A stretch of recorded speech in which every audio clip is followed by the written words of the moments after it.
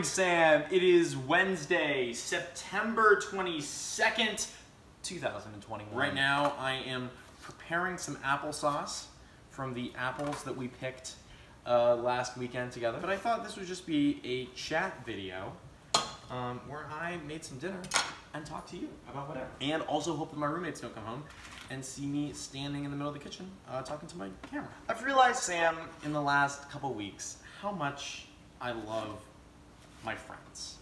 How much I really, really adore the people that I spend time with. Like, over the weekend, we had this wonderful opportunity to go apple picking. So I'm making this applesauce right now.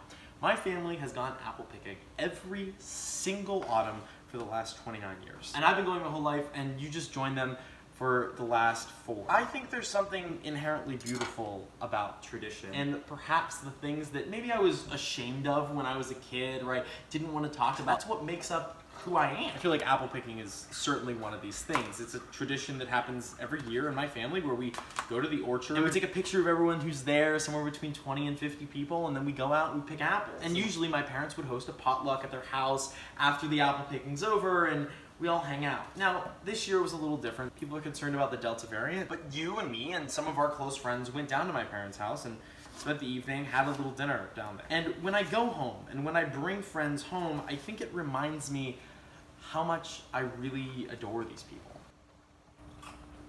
Pretty good.